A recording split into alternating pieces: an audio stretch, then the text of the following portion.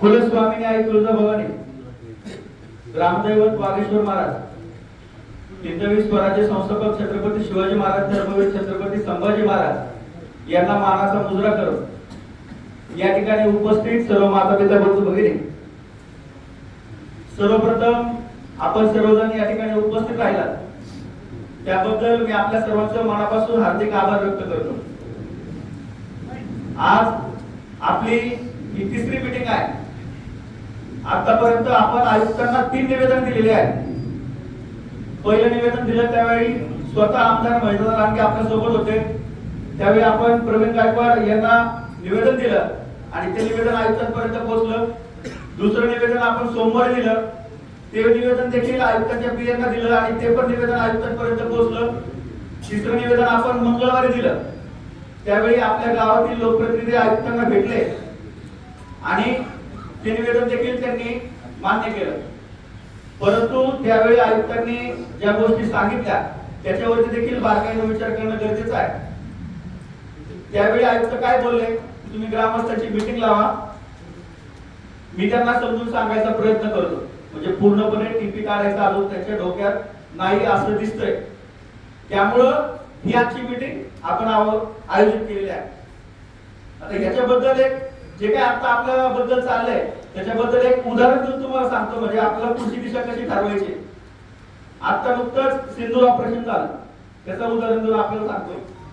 आपण सर्व ग्रामस्थ म्हणजे पाकिस्तान आहे का हिंदुस्थान आहे? सगळ्यांचं उत्तर द्या पटपट, आपण पुढे जाऊ। आपण हिंदुस्थान आहे, परंतु पत्रकारांनी बातमी काय लावली, आयुक्तांनी चौलीवरती सर्जिकल स्ट्राईक केला। सर्जिकल स्ट्राईक कोणावरती झालता? पाकिस्तानवरती झालता ना। आपल्यावरती सर्जिकल स्ट्राईक कसं काय केला?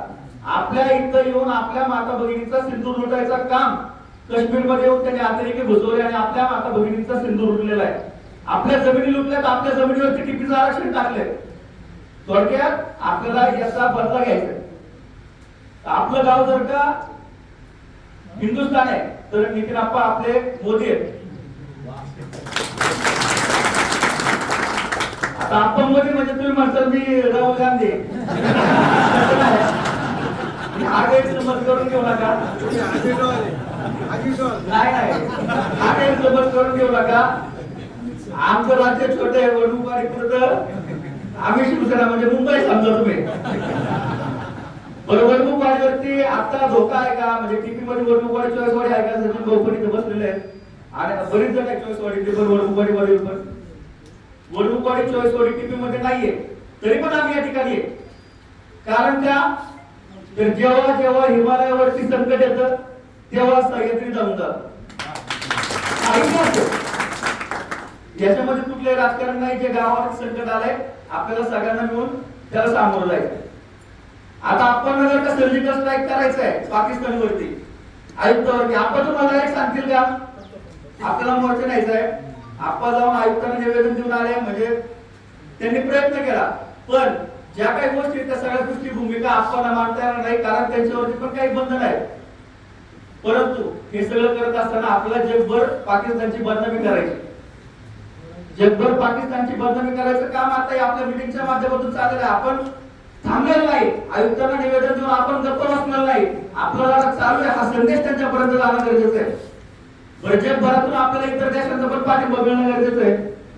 रशिया असेल, अमेरिका असेल, जपान असेल, जे आपले मित्र राष्ट्र आहेत, म्हणजे आमदार महेंद्र लांडगे असतील, आपले पालकमंत्री अजितदादा आहेत, मुख्यमंत्री साहेब आहेत, परत नगर विकास मंत्री आहेत, या सगळ्यांचा पण पाठिंबा आपल्याला घ्यायचा आहे। तात्याने सांगितलं का सगळ्यांना आपल्याला पत्र द्यायचे, तर ती पत्र सुद्धा आपण बनवलेली आहेत। आपण आयुक्तांना सगळ्यांनी सांगितलं 4 दिवसांचा वेळ द्यायचा आहे।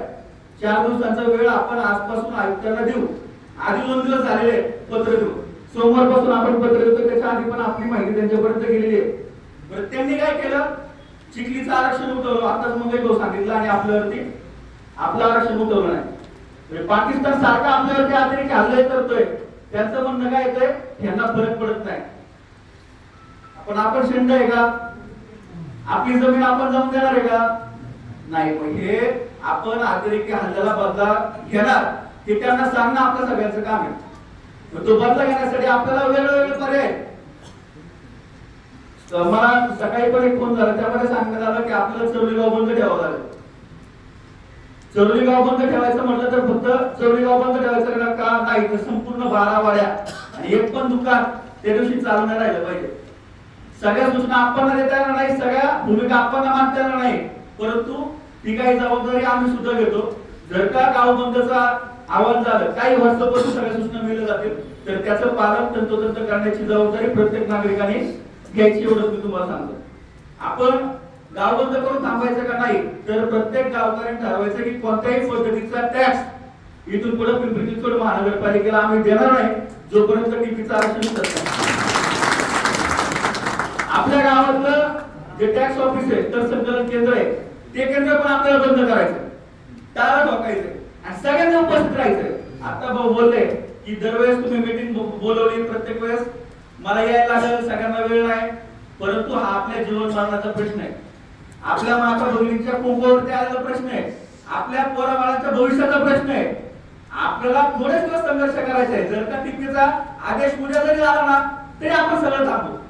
आपल्याला हौस आहे युद्ध करायची, आपण सगळे स्टेबल आहे ना, आपला पाकिस्तान बरोबर युद्ध करायची हौस आहे का, आपल्या कोणाच्या मनात आहे का पाकिस्तानवरचे अनुभव टाकायचे. पण पाकिस्तानला जर का खुंबुमे असेल तर त्याचा मात जिरवायची आपल्या त्या गोष्टी आहेत आणि हे दाखवून आपल्या सगळ्यांचं काम आहे. आमरण उपोषण करायचंय, साखळी उपोषण करायचंय, ते पण आपण ठरवू. कमिटी जी बनवायची, ज्यांना कमिटीमध्ये यायचंय त्यांनी ही मीटिंग संपल्यानंतर याच ठिकाणी थांबा. आपण 10-20 जण प्रत्येक वाढीवस्तीवरून 2-2 जण घेऊ, किंवा जे 5 आरक्षण आहेत त्या 5 आरक्षणामधून आपण 2-2-3-3 जण घेऊ, जसं ग्रामस्थांचं म्हणणं आहे तसं. आणि नगर आपले अजितदादा असतील किंवा नगर विकास मंत्री असतील किंवा मुख्यमंत्री साहेब, कोणाची पण वेळ मिळू द्या, जोपर्यंत टीपी आरक्षण उठलंय असा लेखी जी आर आपल्या हातात येत नाही, तोंडीला काही महत्व नाही. जोपर्यंत लेखी जी आर आपल्यापर्यंत येत नाही, तोपर्यंत प्रत्येकाने आपापल्या पद्धतीने प्रयत्न करा. ज्यांना वेळ असेल त्यांनी पण निवेदन देताना उपस्थित राहायचा प्रयत्न करा. ज्यांना वेळ नसेल, लोकप्रतिनिधी असतील किंवा आपले जे शिष्टमंडळ असेल ते त्या ठिकाणी जाईल, परंतु पूर्व सूचना आपल्या व्हॉट्सअपच्या ग्रुपवरती दिली जाईल. कारण व्हॉट्सअपचा ग्रुप आपला जो आहे आता, सर्व ग्रामस्थ त्या व्हॉट्सअप ग्रुपमध्ये आहेत आणि बऱ्यापैकी सर्वजण त्या तिथे ज्या सूचना येतात किंवा जे मेसेज येतात ते वाचतात. जे ठरलंय सर्वांनी या ठिकाणी लक्षात ठेवा, मी हीच विनंती करतो. आणि याच्यामध्ये कसलाही राजकीय गटगट नाही, कसली नाराजी नाही. तात्यांनी मला सांगितलं होतं की बाळासाहेबांनी तुम्ही या, असं नाही की त्या आयुक्तांच्या मीटिंगला येण्याबद्दल किंवा मला माहिती होतं असं नाहीये, त्याबद्दल पण काही समज करून घेऊ नका. मला त्या मीटिंगचा निरोप होता, परंतु व्हॉट्सअप ग्रुपवरती टाकल्याशिवाय किंवा आपलं शिष्टमंडळ नेमलं नाही तर डायरेक्ट येणं मला योग्य वाटलं नाही, म्हणून मी त्या ठिकाणी गेलो नाही.